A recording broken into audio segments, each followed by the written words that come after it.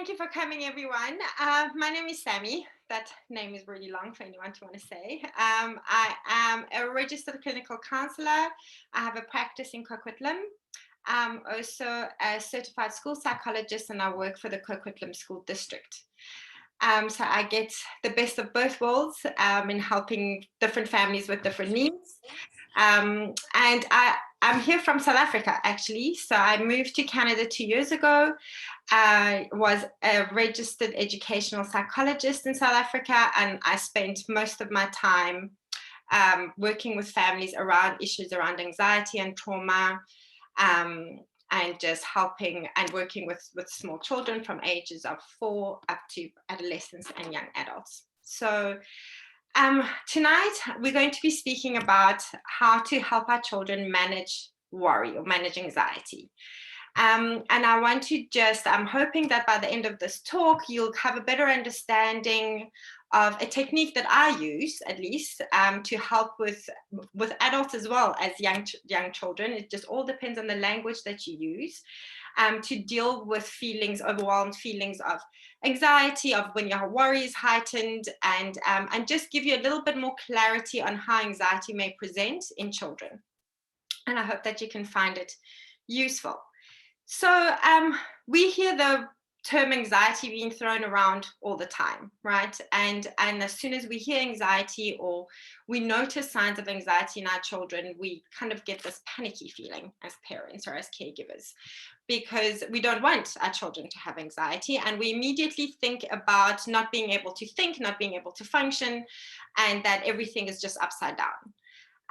But before we go there, I'm going to first say that I'm going to use the term anxiety and worry kind of interchangeably here, because not all worry is anxiety, and not all anxiety is on that anxiety disorder spectrum. So, and we tend to use the term very loosely. So before we get started, I just want to say that anxiety is not all bad.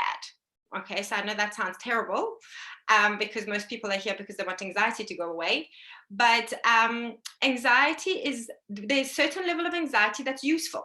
And if we didn't have that kind of anxiety, it kind of means that we didn't care. We don't care if we achieve our goals. We don't care if we learn new skills. We don't care if we look okay when we arrive to our jobs or at an event.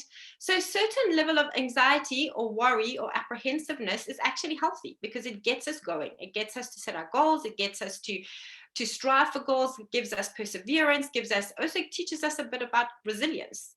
Then there is the not good anxiety, so the one that's not good for us. And so when the worry or the anxiety around whatever the issue may be gets to the point that stops you from being able to be motivated to move ahead a little bit, it stops you from being able to do your day-to-day work and functioning, to be able to think clearly, it's no longer a motivating factor, but is inhibiting you from achieving what you need. That's when it becomes something that we need to look more closely at, and it's not useful for us anymore, and find strategies to cope with it.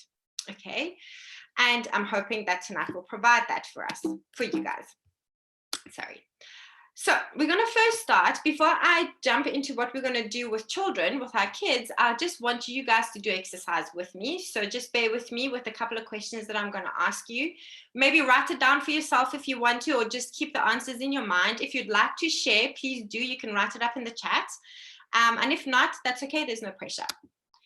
So first, we've all experienced anxiety in some shape or form in our lives. So I want you to think of a time when stress or anxiety interfered with your life and what you found that helped. Because remember, when we experience anxiety, we may not think about it at the time, but we've got a lot of tools in our toolkit that we use to manage and cope. So I want you to think of what helped you when you experienced anxiety. Okay. And I want you to think, going on with that, what you've already done that has worked. Even if at this point you're thinking about your child, up until now you've done a lot of things that have worked. There've been things that didn't work, but there have been things that have worked well for you. I want you to also add that to the list of things that have helped. Okay. Then now we're going to, so keep that in mind. So those are all the things that so far you have done that's been useful and it's been helpful, okay? And now we're going to do an exercise that's going to then lead on to what you're going to do with your kids when it's you in a sticky situation, and it's called externalizing, okay? And we're going to go through this externalizing exercise together. So again, just answer these questions for yourself in your mind as we're going through it, okay? I want you to answer this question. How did you become anxious? Okay, so even if you're thinking about that scenario right at the beginning, so how did you become anxious? What are you most anxious about when you're thinking of that scenario? What are you most anxious about? Which of your current qualities come from being anxious? Okay, there's one or two maybe habits or things that you formed that come from being anxious. And how does it feel? Okay. Then how does the future look? Okay. So if you've kind of answered those, now keep that in mind. Now we're talking about how did you become anxious? What are you most anxious about? What current qualities come from being anxious? How does the future look when you think about it in this way? Now I want you to change anxious from being an adjective that describes you, okay, to a noun, to this thing that's something that's maybe tangible, called anxiety. Okay, so it's no longer anxious, but now we're talking about anxiety. And we're going to answer please, I would like you to answer these questions for me. In what context is anxiety most likely to take over? Okay, in what context is anxiety most likely to take over? What has anxiety gotten you to do that is against your better judgment? We all do things because anxiety makes us do them, right? So think of that one thing for yourself. What have you done despite your better judgment? Have there been times that you can get the best of anxiety? Okay, so times when anxiety could have taken over, but you kept it out of the picture. Okay. So just think about those, write them down. And now we're going to reflect on the two things that you've just answered for yourselves, okay? I want you to think about, now that you changed from anxious being an adjective that describes you to anxiety being this thing that's outside, that comes every now and again, right? And does stuff. How do you feel now? What seems possible in regard to anxiety? Okay. How does the future look in regards to anxiety?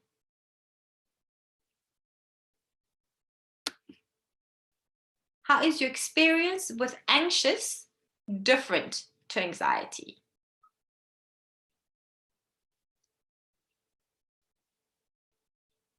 So how is your experience with anxious different to anxiety for you when you're thinking about that scenario? Okay. Now I want you, if you can, let me know, how was it useful? Was it useful? If it was, thinking about it in a different way, how was it useful? If you'd like to share, please do. You're welcome to write in the chat. Even if you want to just write a word or something. And then Sophia, if it is there, if you wouldn't mind sharing it, that would be great. Sure. So let me just read it. So Sierra said it makes it more manageable. Yeah. Good. For me, I find that it feels more relaxing when I change it from from anxious to anxiety. Exactly, because it goes from who am I to sort of this thing that happens, that's a passing thing that happens, right? To this thing that comes every now and again that I can manage and I can have control over.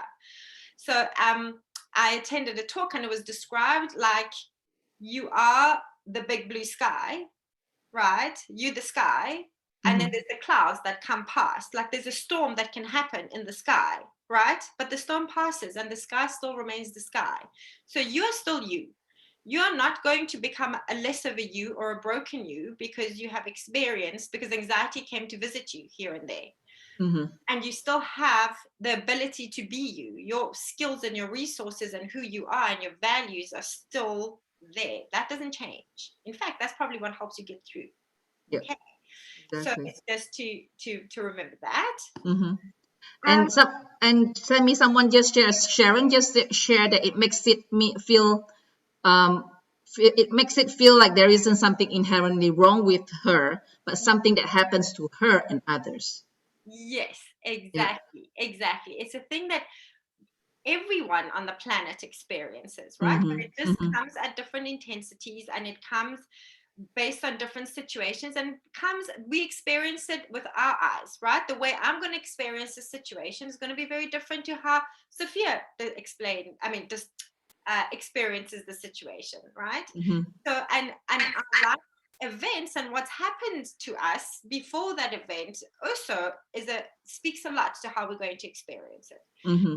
But the Exactly. fact is, you guys are here all today because you have experienced things and you have managed them and you have coped with them and you have strategies and skills that work. And you're here, and hopefully, you're going to get some more strategies and skills that can help you even more. Mm-hmm. And that's the whole thing. And even with your children, regardless of the intensity and the type of anxiety, you've done lots of things that have worked, right? So we've got to remember that and put that up on like sticky notes on your mirror to remind you that this stuff works. So whatever works, do more of it. Whatever doesn't work, stop doing it. Okay, just as a rule of thumb, just stop. Okay, don't try and make it work, just leave it. And let's try other things that can work. And we're going to collaborate with our little people that we're trying to help to get there. Okay, and we're going to talk a little bit more about that now. And But let me ask, I have two more comments from yes, people. yes. And Olivia says anxiety seems more negative feelings associated, whereas being anxious seems to have more positive feelings, looking forward to or excited about something. Okay. Yeah.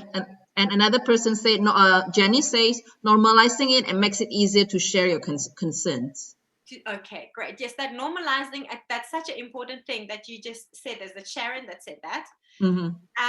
And we're going to talk about normalizing now, because that is the thing. When we feel anxious and we feel overwhelmed, just like our little people, when they feel like that, if they feel like they're the only ones and there's something wrong with us that we can't cope and we can't manage.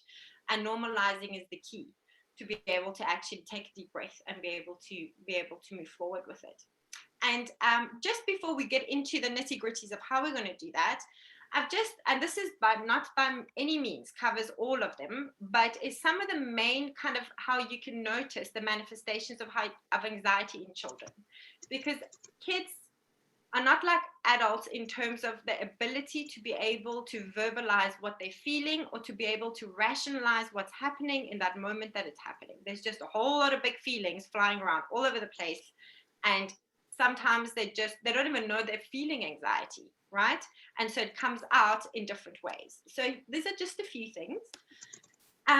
Somatic symptoms are the biggest ones. Really, those kind of like hit us, and it gets our reaction much quicker too, doesn't it? Because we immediately think that our child is ill with some kind of an illness, and that is like nausea, headache, tummy aches, diarrhea, muscle pain. And my son can be a bit of a worry part. And I often, especially in the first year that we arrived in South Africa, we had a lot of tummy aches and we had a lot of headaches in the first couple of months of kindergarten. And that I knew had a lot to do with his emotional state. A whole lot of change had happened. His surroundings were different, schools are different, accents were different, people looked different. And all of that brought about not an anxiety disorder, but he was just unsure of what he was going to see next. And that adjustment period for him was difficult. And so we saw a lot of somatic symptoms, to a point that I actually had a sonar done with him, because we were just thinking maybe he's got stomach ulcers. We didn't know what was going on. And so it is important to eliminate and go and visit your family doctor and make sure that there isn't actually anything physically wrong first. We do need to rule that out. And then have a look at, okay, what else could it be? and their emotional state is obviously, and the level of anxiety. It's important to have a look at that. On the surface, you would never know. So all of you that have the little ones that on the surface at school, they're telling you that, you know, he's fine and he's happy and he's got friends, and at home you're seeing something different. That's very typical as well. So what appears to be oppositional type behavior, so like the refusal to do tasks that seem difficult. Remember, I say seem difficult because, again, that's the child's perception, right? So they find that they may think that it's difficult because they don't feel like they have the skills, they haven't practiced it, they don't really know the steps on how to do it. And on other hands, it's also with students and children that have learning difficulties. So that's going to increase their level of anxiety because they're not sure what to do and how to approach a task. And so they will rather act out than say, I don't know how to do it. Not in all cases, but in some children. In others, they may not have a learning difficulty at all, but they want to have that perfectionism. So here I'm going to put my daughter on the line, especially when she was much younger. She would refuse to do certain things that I knew she was dying to do and she's asked to do, but she would stand on the side and she would watch and she would watch and she would watch until she felt like she's seen enough and felt brave enough, or seen enough kids, let's say, fall and hurt themselves and survive to think, okay, I'm going to go do it and I'm going to live if I fall and I hurt myself. And our language and how we handle that is really important, because remember, in our language, we want to always presuppose success. You know, I know our mommy intuition is to like, be careful, be careful, be careful. We want to wrap them up in bubble wrap and cotton wool, right? And that's my fault. I do that a lot. Thank goodness they have their dad, who is the polar opposite of me, and his kind of take on all of this is, you know, they need to learn how to fall, otherwise they're going to break their entire face, you know. So it's like, obviously within reason, yes, be careful, but rather give them strategies on how to fall off their bike, give them strategies on how to climb down the tree, not don't climb up the tree because you might hurt yourself, but if you've climbed up, that's fine, but let's learn how to get down, that is in a safe, good way. So again, like, so like, I'm giving the lecture, but actually his parenting style was the one that presupposed success in terms of, okay, you want to do that, that's fine, but let's think about how you're going to do this so that it's going to be good for you. Where my natural mommy protective state was like, don't climb the tree, you're going to break your arm, you know. So it's important to think about that. I went off on a tangent. I do this quite often, I'm sorry. Okay, and then panic. So panic is in terms of, it can be with anything. So when we're thinking about panic type situation, test anxiety, performance anxiety, a lot of students, good students, very smart students, they know their stuff, they've done the spelling test, they've studied for that exam, comes to sit the test, and they panic and they feel like they don't know anything, and they don't perform. And that gives them that feeling that they're not smart enough, which is not true. Even in social interactions, even birthday parties. How many times have you taken your small child to a birthday party? So excited to go, comes the day of the party, they don't want to go. Or they arrive and they cling to you, or they hide behind you. And it takes them a really long time to warm up and trust the situation and go and play with the friends that they want to play with, that they play with every day, okay? Aggressive outbursts. Often I get referrals that a child's got behavioral difficulties, aggressive children are not generally by nature aggressive. And that's not something that's typical, really. There's usually another reason where we're seeing aggressive outbursts, and often is out of frustration of anxiety and the unpredictability and not knowing how to handle situations that the aggressive outbursts come out, and we see them. Chronic fatigue, especially in our teenagers, we see that a lot when they're tired all the time. Again, please check the iron levels, check all the physiological things that need to be checked. And if all of that is done and everything is fine, chronic fatigue is often one of the signs. Low concentration and short-term memory. Think about when you, as an adult, when you're stressed. It's difficult to stay focused on tasks, difficult to meet those deadlines. You don't even remember how you did something, or, you know, your to-do list, and you become more forgetful. And the same thing happens in children. And that actually leads to often a misdiagnosis or assumption of ADHD. Okay, but this being said, anxiety is often comorbid in children with ADHD. So children that are diagnosed with ADHD, there's always an underlying kind of anxiety that exists as well. I don't want to say always, but often, because think about their world. things are happening all around them. They're often being told no and being reminded of their limits and their impulsivity, and they're not sure of their own impulses and what's going to happen next. And so that anxiety kind of, it's all very comorbid and entangled. So we need to be very careful, and often when we do assessments, we're very careful to rule out everything else before you come up with this big diagnosis of ADHD. Or, you know, or is it comorbid? Are they coexisting together? High anxiety, and then carrying on, disruptive type behaviors, that's common. Trouble falling asleep or staying asleep. This is also very common, and there's often signs of anxiety. With my kids, I know, especially if they see something, they watch something that doesn't sit well with them, that affects their sleep immediately. If they have a fight with each other before they go to bed, or if if something's happened in the household, or we raise our voices before they go to bed, that often leads to disruptive sleep. Tearfulness, and I don't mean tearfulness as in children must not cry. Of course, children must cry, and that is okay. But when they're crying for seemingly minuscule kind of things that really doesn't deserve their precious tears, things that they should be able to kind of take a deep breath and walk away from, or be able to dig into their toolbox or your toolbox that you have for them and be able to be okay with the situation, yet they find themselves in tears. Biting nails, pulling their own hair, pulling eyebrows, and that again must be distinguished from like a habit, you know? So for example, my brother, when he's thinking and concentrating, he's constantly pulling on his eyelashes. He's not pulling them out, but he's kind of like fiddling with it. My husband, when he's concentrating, he looks like a hedgehog by the end of it, because he's constantly fiddling with his hair and is standing upright by the end of it. If I wanted to just be superficial about it, I'd say those two individuals struggle with anxiety. They're so anxious about their work that this is what's happening, but it's not. It's a habit. It's what they use to modulate and to stay focused. So we also need to be mindful that we don't look for every sign to label it as that, and look at it in context. Trouble answering questions in class. This is when students are prepared, they know the topic, they have the knowledge, or it's just general knowledge, but they have difficulty participating in class and giving answers for whatever reason, whether they're shy or they feel like they're going to be ridiculed. Behavior at home and at school is significantly different. It can go either way, where they're the perfectly behaved student at school, and then they come home and they feel safe enough to have a complete meltdown, and their aggressive outburst and their their tearfulness and all of that and dysregulation is mostly at home, or the other way around, where at school they are dysregulated and they are not coping with the level of anxiety and unpredictability, but when they come home and the predictability is there and they're feeling like, okay, here I can just breathe and be me and be calm, they're much calmer at home.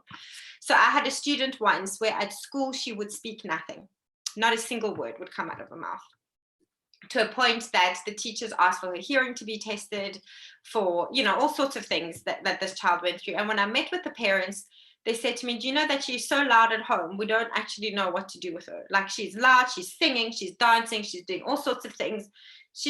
This is her disposition. She doesn't like doing this unless she is just with the four of us. And the more we investigated, the more we realized, and I had sessions with her, we realized actually she's not even anxious at school. She's just very shy. She just doesn't like that attention at school. But at home, she likes being crazy.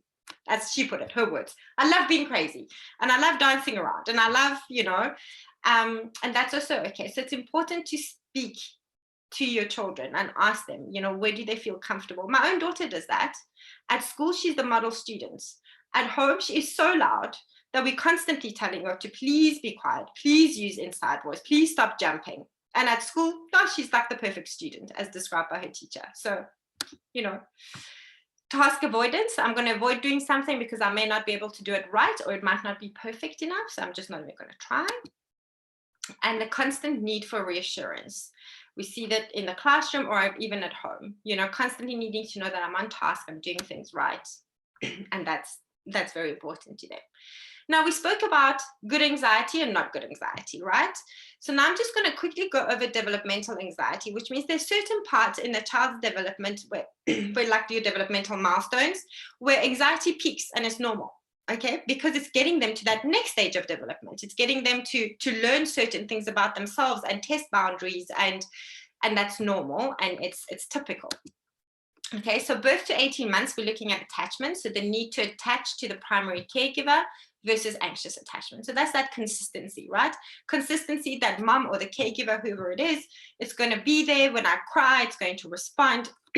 That's where we so kind of emphasize routine and structure so that the baby knows what to expect and when to expect it. And we continue with that throughout childhood. 18 to 36 months is exploration. So that's when they become little brave beings, usually, and they start exploring outside of just the immediate bubble, right? So they're going out, they want to climb things, they want to pull things, they're trying all sorts of different things, they want to touch and feel and taste and listen, and they're banging. And that's really great because it stimulates, again, the sensory system and the auditory system, and this is very important for their development. And there's a lot of anxiety around that because, like, again, a mom like me wants to put them in bubble wrap and get them hurt, but they need to go out and they need to explore, within reason, obviously. They do need to fall and hurt themselves and realize I shouldn't do that. Because, again, human beings' natural reaction when we say don't do that, what's our first thing? When you looked at your toddler, don't touch that, they first touch it and then they look at you, right? So even though it hurts, and sometimes, well, within reason, again, of course, we want to be mindful and we don't want our children to be hurt, but that's a natural reaction. 36 to 48 months, the need to define themselves versus false self. So this is when we're hearing a lot of no's, a lot of arguments, and this is where boundaries are really important, right? So that they know and they feel safe within the boundaries that the parents have put into place, with the limits that you allow and the flexibility within it, because we want them to explore and define who they are. We want them to be able to tell us, I like this, I don't like that, I want this, I don't want that. But again, also understand what is okay and what's not okay, versus that the child that is just a pleaser. They don't do anything that they want to do, they're just doing the thing to get the reaction that they think the caregiver wants, or society wants, or the people around them want. 2.5 to 6.5 years, need to achieve versus feelings of inadequacy. And here, from this age, and this is when language is really developed and developing still, right? The way we speak to our children, like I said, that presupposition of you're going to be fine is really important. So that using the word when instead of if, not like if you study hard, well, listen, 2.5, 6.5, it's not when you study hard, but like if you practice riding your bike, you'll be able to ride and do well. But it's when you get on your bike and you're riding. When you focus on your balancing, that will get you to go a little bit further. When you're on your bike, when you look ahead, you'll be able to be more focused and more target orientated than when you're looking at your feet. Instead of, if you look at your feet, you're going to fall off. So look ahead. Do you know what I mean? You're giving the same information, but what kind of language are you using? 7 to 11 years, again, the need to share versus alienation. So now this here, by sharing, I don't necessarily mean sharing stuff, but sharing the experiences. So they want to share, this is when, like, mom, look, dad, look, that starts at about 2 years old, but still at 7 to 11, they want to show you all these little achievements that they've had. They want to show you all the things that they find enjoyable, and they want to spend that quality time with you. They want to play that board game with you. They want to go for that walk with you. They want to have that conversation with you. And this is when they drive you insane, because you're trying to have a conversation and they interrupt constantly, mostly because they want to be a part of it. Okay, so it's important that we see that sharing that experience with you, then feeling left out. By no means am I saying include your children in every single conversation you have. Of course not. There's boundaries that need to be there. But it's also important for them to know that they're being heard and being acknowledged. Like, yes, I understand, this is what we're talking about, but right now mom and dad need to finish this discussion, and you don't need to worry about that part of it. We'll explain it to you once we know what we're talking about. Because sometimes you're actually just trying to get to a decision yourself, right? And they don't need to be part of that conversation. Okay, so we're all here because we would like an anxiety-free child, and we want to figure out how to do that. But there's no such thing as an anxiety-free child. Okay, why is there no such thing as an anxiety-free child? Because all children, like all adults, experience anxiety. because they all have goals. They want things that they want to learn how to do. They want things that they want to do better. They have things that they're worried about, whether it's social acceptance or the friends that they're going to make. And it's normal. It should be there. And it drives us to the next stage of development. Right? It gets us, like, if I didn't feel slightly anxious for tonight on some level, I wouldn't check that my technology is working. I wouldn't check if my slides are up to date or not up to date. There are things that we do to make sure that things run smoothly and that we put ourselves in the best position to do it the way we would like to do it. That would be good for us. And that's the same for our children. So we don't want to eliminate anxiety by any means. What we want to do is we want to manage it, okay? And in order to manage anxiety in our children, we first need to manage anxiety in ourselves. So we need to acknowledge it. We need to acknowledge that this is what I'm feeling. So that emotional intelligence piece comes in, to be able to recognize the feeling and the emotion and say, I am feeling this. Anxiety is visiting me about this. And it could be anything. So we're talking about school-age children. So the fact that maybe your first couple of years at elementary school maybe was a turbulent one gives you at some level of anxiety. And so you're experiencing that anxiety for your child. So every time they have a hiccup or they have to deal with a conflict, maybe for you it becomes bigger than what it is, because for you it was that difficult when you were there. It's not always the case. Sometimes you didn't. You had a perfectly wonderful childhood and in terms of like your elementary years, but you're worried about your child because you so badly want your child to also have that experience, and theirs might be looking a little bit different to what yours did. So it's important to notice what you are feeling, getting it under control by saying, okay, what do I need or what do I want instead of this feeling? What do I need to do so I can get that, right? And that's quite important. And then we're able to then hear our children and be able to see what's going on with them and ask the questions. Who's visiting you right now? What feeling is with you right now? What do you want instead of this feeling?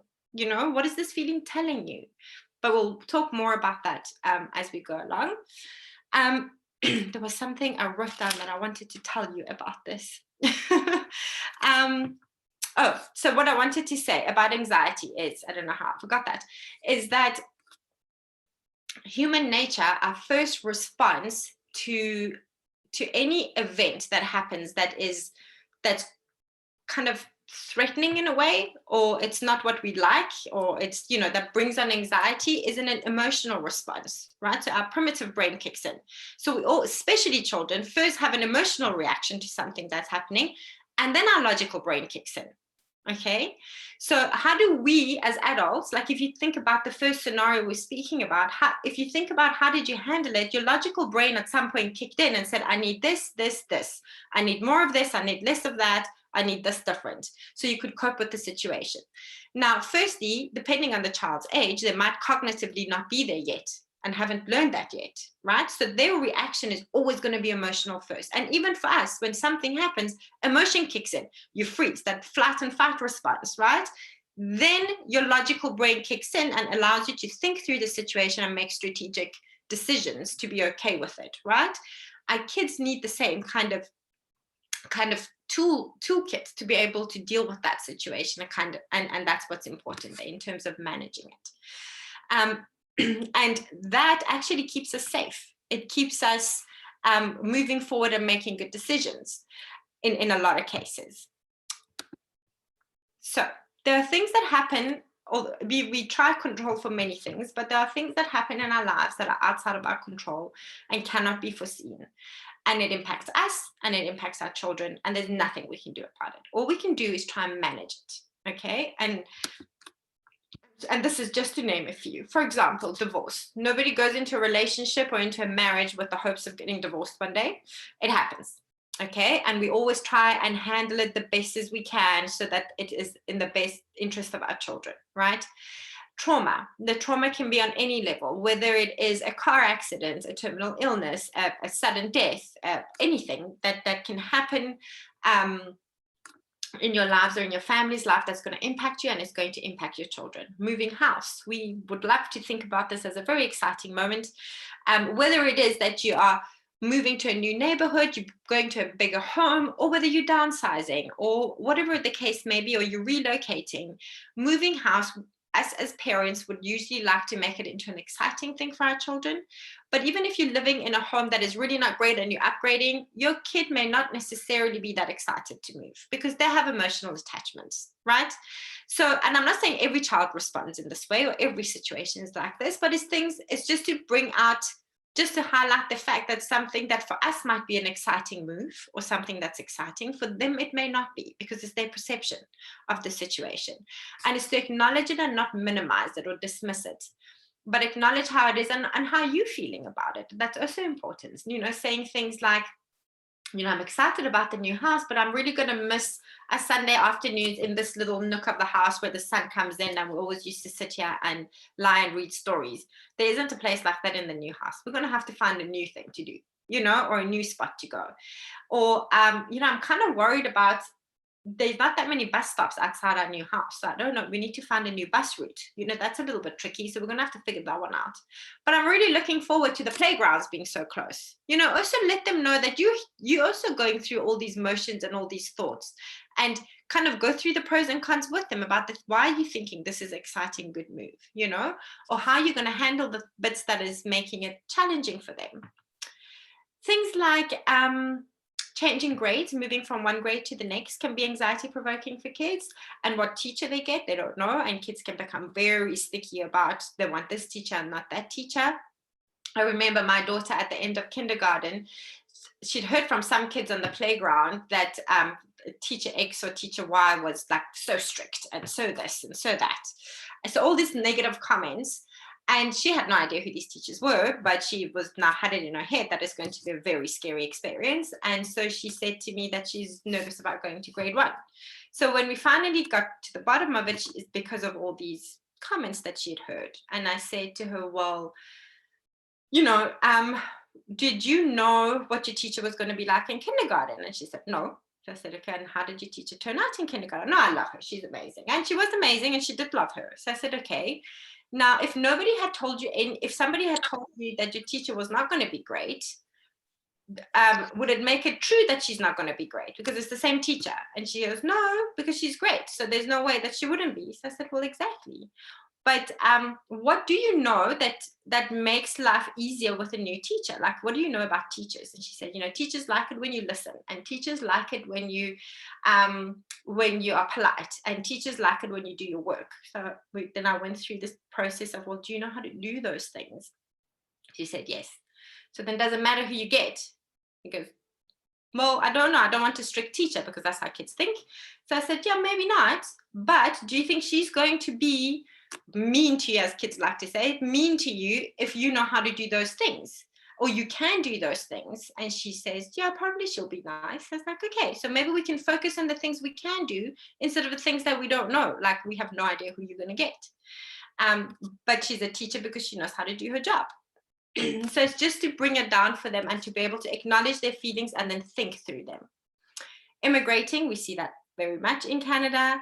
Not making a sports team, changing schools, or being ostracized by friends. So the careful management, and by management is exactly that, talking through it and acknowledging their feelings. That's how we can help them. And by being open and honest, obviously at the developmental level, with a language that they'll understand about the changes that's happening in their lives, because it's impacting them. Acknowledging the worry and not seeing it as a weakness, it's actually, they are trying to show you that they can cope. They're showing you that they're actually quite resilient and they're trying to manage the situation and they want it to turn out okay. And this is why worry is coming, right? So again, goes back to what we said in the developmental phases, right? Predictability and boundaries are really important. So boundaries are important, but we don't need to be rigid about our boundaries the boundaries and the rules that you have in your home, but those boundaries need to be there and they need to be aware of it. But inside those boundaries, you can have flexibility, right? So routines can change a little bit. But during the week, we go to bed, bedtime is 8 p.m. or whatever it is that is for your child, it's 7:30 p.m. Yes, on Wednesdays, we can watch TV for a little bit. And on Tuesdays, we can read in mom's room or whatever it is that you want to put in there for that flexibility time. But still, bedtime is at 8 o'clock. In the morning, it is expected that you get up and you brush your teeth and you do X, Y, and Z. That happens every morning. But if you want to change the order a little bit and you want to get dressed before you brush your teeth, or you want to have breakfast and then you want to, read a little bit because there's extra time, that's okay. But this is the time we wake up, and these are the things that need to get done. Closure. So by doing all of these things, going through it, speaking to them, acknowledging what's happening, it brings closure, it brings predictability, and makes them feel more safe. And remember, it teaches them communication. And how do they learn good communication? Is through modeling. And I'm not saying now you need to tell your child every move you make, but because you don't, and adult problems do not need to become children's problems, and that's not what we are trying to do. But events that happen that impact them, we need to manage that for them very carefully, because then it makes them feel more in control and included, as opposed to like, don't worry about it, don't worry about it. They might walk away and play, but they are worrying about it, So when managed carefully, the anxiety subsides and emotional functioning improves. And the emotional intelligence grows and the resilience grows. Okay, so now we're going to talk about this technique called externalizing. There's many different ways of doing it. This is just how I do it, and I find that it works pretty well. So you can give it a try and see if it works in your home. So what we're doing through externalizing is exactly what we did, the exercise we did in the beginning, when we saw anxiety as a noun, as this thing outside of us. Okay, so this thing that comes and visits every now and again, but it's not something that is one and a part of you. Okay, so why we are doing this is because we want to separate the child from anxiety or from worry, and we want to guide the child in gaining control over worry. How do we do that? Is through a series of questions. So this is what I usually do. I usually ask them, so who's visiting you? I started off by saying, I hear sometimes, or I often say to my son, I think worry is visiting you. Because you're acting in this way. So I know when he is suddenly clingy and he's using the whiny voice and he's just not being himself, that he's usually, something is bothering him. So if I say to you, something bothering you, he'll go, no, I just want to be with you. But if I say, I think Mr. Worry, or they name it, I think worry is visiting you, and worry is making you feel like you're not going to be okay going upstairs by yourself, for example, and he'll say, he'll have the opportunity to think about it, and he'll be like, yes, I'm scared. Oh, okay. So what is worry telling you, right? What does she tell you what does worry tell you when worry is with you? And he'll say something like, there'll be something scary upstairs, or there'll be a monster upstairs, or whatever it is that worry, the irrational thought that basically worry is telling them, right? When is it not there? Because what I want to know, because there's always times, no human being is constantly anxious at all times, right? There's always times that you're not anxious, that you're not worried, that you're actually okay, or those times where a worried situation, an anxious situation happens, anxiety-provoking situation, but you are able to it can't get the better of you. You're able to think and make good decisions despite worry being there. And that's what you want to allow your child to discover here. When is it not there? Okay, when does worry not visit you? Oh, when all the lights are on, then worry doesn't visit me, because then I can see everything, right? Because then he doesn't have to listen to the nonsense that worry is telling him, right? That there's a monster upstairs or whatever. Do you think that what worry is telling you is completely true? Does it happen every time? Because they need to start thinking about it, right? Remember, we want to teach them to use the logical brain, and this is what you're doing here. You're helping them use the logical brain in the face of extreme emotion, right? So do you think what worry is telling you is completely true? Like, do you think there's actually a monster up there? Like, do they exist even? And then he'll obviously say, no, it doesn't exist. Okay. And does it happen every time you go upstairs? Has it been ever a time that you've gone upstairs and worry has not been with you? Oh yeah, when the lights are on, or when his sister is with him, or if we're already upstairs and he's coming upstairs, then he's not worried. Oh, okay. So there are times that you can go upstairs and not feel worried. Yeah, there are times. Okay, great. And then tell me, how do you know worry is not there? Because then I just go upstairs, I don't even think about it. I don't get that feeling in my stomach or anything like that.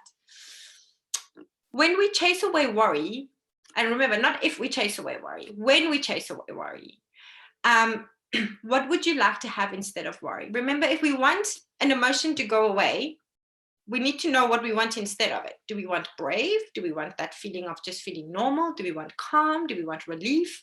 What is it? And this is where it gives you opportunity to discuss all those emotion words and the ones that they can understand. I want to tell you a story, but let me go through the slides and then I'll tell you a story, just in case we run out of time. Okay, separating the child from Mr. Worry, we're going to carry on. So why do we, hold on, before we go there. So why do we want to do that? What we want to do here is, after you've spoken about Mr. Worry, or I've had kids that call it a spot of worry, or a spot of nervous, or Miss Scaredy Cat, or whatever it is that they decide to name this emotion that comes. And why we do this is so they can see it as this tangible external thing. Is I ask them to draw it or make it out of clay, or are we going to write worries down? These are ways of actually physically, concretely externalizing worry. Okay, so draw it on a piece of paper. So they draw worry on a piece of paper, they scrunch it up and they stomp on it, and they tell worry all the things that they want to say, like, I am in control, you're not in charge of me, I can go upstairs by myself, I'm able to have fun, I can control my body. Like, let's say if the child, loses control and hits other kids when they're feeling overwhelmed or whatever it is. Sometimes I get them to draw it and they put it on the wall and we use it as a target. You can paint it and use water balloons and smash water balloons at it and they see it like melt away and go away. Make it out of clay and smash it against the wall. You want them to feel like they're in control, right? This works really well. I know it's not environmentally too friendly because it's balloons, but you blow your worries into a balloon. So we talk about all the things that make you feel worried and you blow it into the balloon, or they tell you and you blow it in. If they can't blow up a balloon themselves, you tie it up and you kick it around and you hit it and you don't let it touch the ground, and the child is able to shout all the things they want to shout to the balloon, right? Like, you're not the boss of me, I'm in charge of myself, I know how to have fun, you're not allowed to take away my sleep. Like, if worry takes away their sleep, you're not allowed to destroy my play dates. If like worry comes along, if he has to be away from you and go on a play date, all the things they want to say to worry, they're able to say it. And if that worry has turned into frustration and anger, they can even be angry in a way that's not destructive to them or it doesn't hurt anybody, and they can get rid of it. And then at the end, I get them to sit on the balloon and pop it, or they can just pop it themselves or jump on it or anything like that. Just a great way to externalize anger if you wanted to. Write it on a paper aeroplane. So they write all the worries on a paper aeroplane, and then we smash it into walls or smash it into the bath, and then it just like disintegrates. Write it on a ball, on a soccer ball or one of those plastic balls, and just kick it around in that way. Paint, we spoke about this, paint worry and throwing water balloons. Make worry sticks. Actually, my kids have taught me to make it into brave sticks. So I get ice cream sticks and they draw on it. And I used to tell them, this is your worry stick. You tell your worries to the worry stick so you can do the thinking while the worry stick does the worrying. My kids decided, no, you don't need a worry stick because you don't need to think about your worries. You need a brave stick to remind you of all the times that you've been brave. So replace it with a brave stick. It seems to work well for some. Create an I can, so make a jar or take a can or whatever. Everything your kid can do. Okay, going from tying his own shoelaces to being able to pack his own bag to whatever it is that he can do on his own and he feels that he's good at. Maybe he feels like he's great at scooting and wonderful at riding a bike, and what he feels he's good at, you all need to notice, and he needs to start noticing and write it down and put it in there. Because when we have those meltdowns, I'm not good at anything and nothing works out well and everything I do turns out sideways, that little jar is going to save you by going back and say, no, but look at all these things you can do and you have been able to do in the past. And then we use the child's resources, so they're brave, to chase away worry and put them back in charge of their emotions. So I often say to them, imagine you were driving a school bus, okay, and your emotions are your actions is the school bus, right? When you are driving the bus, you're able to think clearly, you're able to have fun, you're able to say your words clearly, you're able to not use bad words, you're able to have fun and giggle. But when worry is driving the bus, You know, that's when your words just come out in all these other words that make everybody else feel weird, and your tears just come out and you can't even take a deep breath. So who do you think should drive the bus? You know, when was the last time you drove the bus? And then he'll give you an example of a time that he felt good and in control. Oh, okay, tell me, what was special about that time that you felt like you could drive the bus? And then they might say to you, you know, well, my friend was with me, or everything went okay in the morning, and I had my favorite breakfast, and we left the house on time, and I had everything. I knew I had everything in my bag, and that made me feel good, and I could leave the house feeling confident. You know, so you need to kind of dig, like, what made it feel okay on that day that you were driving the bus. Okay, and who do you think should be in charge of the bus? And sometimes I use that in the moment of meltdown. Like if my son is having a total complete meltdown, I'm like, okay, right, who's in charge right now? You're Worry, you know? And he'll go, Worry is in charge. Okay, do we want Worry to stay in charge? No, we don't. Like, what do we need to do to get rid of Worry? And we actually did this once. I won't go into the details. We had to pull in our dog. It was in the middle of the night. We had to pull in the dogs. We had to wake up dad. We had to wake up the little sister. And we kicked the hell out of this imaginary Worry that he decided was standing in the corner of his room. And he just needed, what do we need to do to get you back in charge? We need to chase Worry away. And I need to know he's chased away. And being in the surroundings we were in South Africa, our dogs were our protectors, right? They were our guard dogs. So the dogs needed to come in and chase Worry out of the room. So we all did. We did that to make him feel okay and feel in charge again. Okay, so through externalizing, we're able to make the child feel, make the child aware of Worry and normalize it, right? It's okay. Worry visits all of us, and Worry makes all of us react in different ways, but we're not going to let Worry stay in charge, right? You're separating the child and the anxiety. You're not one and the same. You can have control over this feeling, and these are the ways how you can do it, that logical thinking process, right? Empowering the child to gain control over Worry. That's what we want. You have the ability, because look at all these other times that you did. You know, in spite of Worry coming and visit you, there's some really brave things you've done before. And these are all the situations. And you need to have the detective eyes as the parents to notice every tiny little bit of brave that you see in your child. All those times that typically they would behave in a kind of worrisome, anxiety-driven way, but they didn't. It was a little bit less. You know, they showed a little bit more bravery, a little bit more resilience, and you don't make a big hoo-ha about it. You just acknowledge it.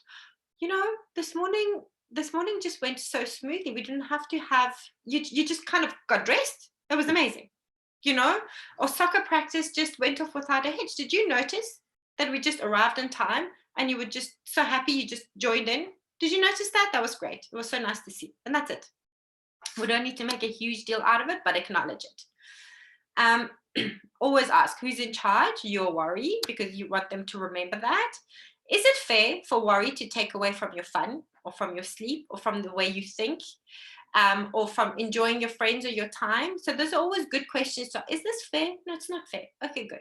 So what are we going to do? What do we need to do to be able to put you back in charge of your sleep and back in charge of your time? Sometimes you just need to do one of those silly things, blow up a balloon and kick it around, just to get them out of that funk and back into feeling like, oh, I can do this.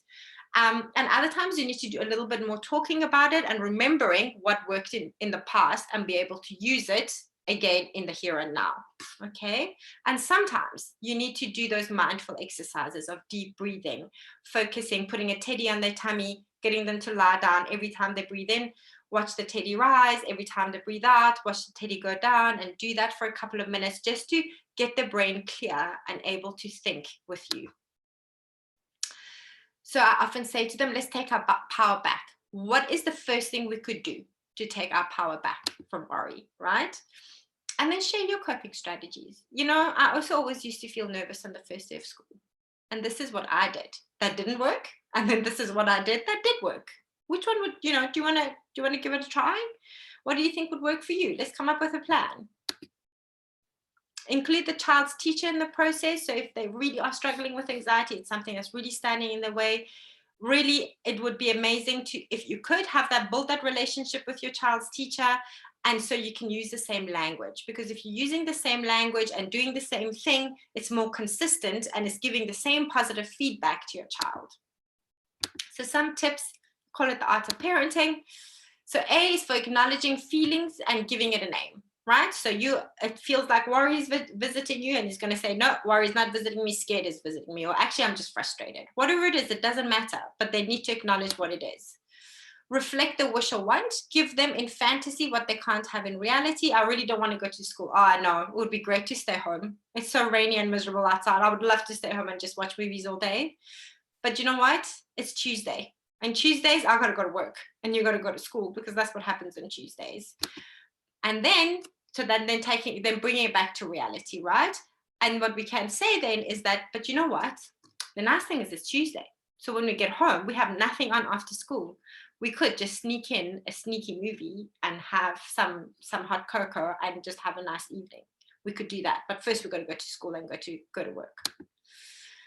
This just quickly, the last 2 slides. What makes it worse? Blame and accusing, right? You always do this. You always overreact. You know, I don't understand why you can't just be calm when we do this. You know, why every soccer practice has to be like this. That doesn't help. They know that they're not managing. What we want to do is giving them coping strategies by having that conversation and using the right language in terms of, oh, remember 2 weeks ago, soccer practice was so much fun. What made it fun? What made it okay to arrive? And let's explore and see what helped them. Denying your love or your involvement is going to make it worse. Comparing them, like, you know, I don't understand why every single other kid can do this, but you can't. You know, that wants to come out of our mouth sometimes. I know it does, because we're human, but it shouldn't.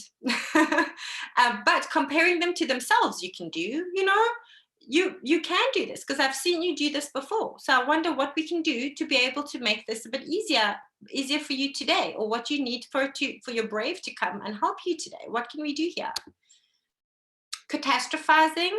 So we must always, the one thing I always tell my kids and every kid that I see and work with is that you're never stuck. There's always a plan to be made. We just need to think of a plan. And just for yourself, you're never actually really stuck. If you really think about it, there's always a plan that you can make to make the situation you're in different. It might not make it worlds better or hugely different. I mean, hugely like to eradicate the problem, but you can do something to make it different and more manageable. Advice, they don't want advice, but they do want maybe your coping strategies, and it'll be more useful. They will want your advice, but your advice is not going to be as impactful than brainstorming with them to come up with a plan.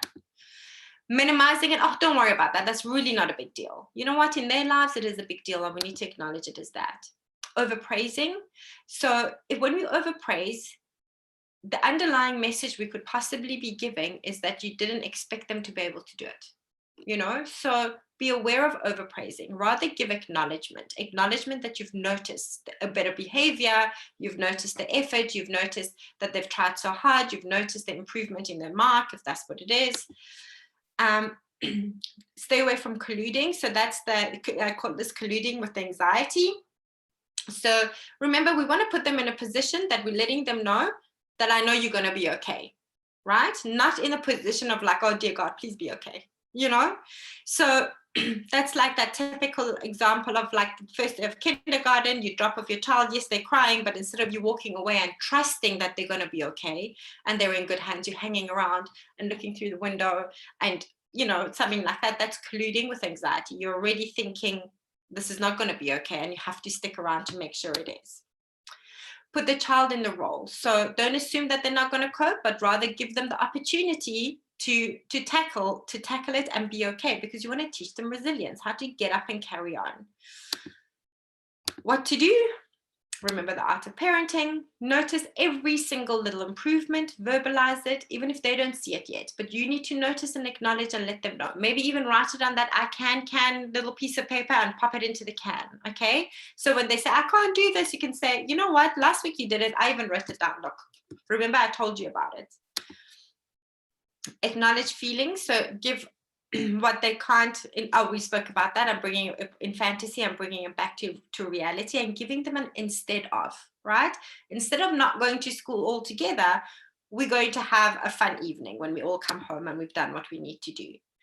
So prepare the child in a matter of fact kind of way. So because they read off our cues. For example, like in our household, if, you know, back in the day that we could have a life and go out and have babysitters to look after our children. Back in those days, whenever we wanted to go out, I would like give the kids a heads up, you know, guys, on Saturday, mom and dad are going to go out for dinner. Amy's going to come look after you guys. And that's that. And they'll be like, okay, and we'll speak about it a little bit. And then come Saturday, and you just remind them, remember, today is the day that Amy's coming, and so I've made this for you guys for dinner. You're going to have a fun dinner, and dad and I are going to go for dinner, and we'll be back. Not to make a big deal out of it, but just to, in a matter-of-fact kind of way, let them know. But we've gotten to the point now where my son was able to tell me, you know what, I don't like it when you leave us with a babysitter. So rather don't tell me. You can tell me like a couple of days before, but on the day, don't tell me. When Amy arrives, I know that babysitter is here and you're going, and that's much easier to handle. So then they can also tell you about what works for them. And that's that. I hope that was a lot of information all in one go. I hope that was useful. I don't know if anybody's got any questions. Yes, just want to remind everyone that you can unmute yourself and ask your questions to Sammy directly if you want. But in the meantime, I have two questions for you, Sammy. The first question is that how can we take steps to become more aware of anxiety in ourselves if we are not that aware? For parents to become aware? Yeah. I would start by looking at my reactions, you know, and looking at your patterns. You know, are you kind of obsessing about something, you know, well, I don't want to say obsessive, but a thought that's constantly going on, and you're wondering about how am I going to fix that? What am I going to do? Is there too many questions going on without you actually stopping to find an answer for it? Is it affecting your sleep? Is it affecting your energy levels? You know, just in terms of that, are you constantly finding yourself in a state of what ifs? That would be a sign of that maybe you're worrying about something a bit more than you should be. I would look for those kind of signs, and then I would practice. I'm not very good at it myself, to be very honest, but I know it makes a huge difference for many people, and just physiologically, just scientifically, the mindfulness, the meditation, the breathing, the deep breaths, to be able to have a clear mind and think, okay, what do I want instead of this? What is it what do I want different? Not even instead, but what do I want different? I don't know if that answered your question.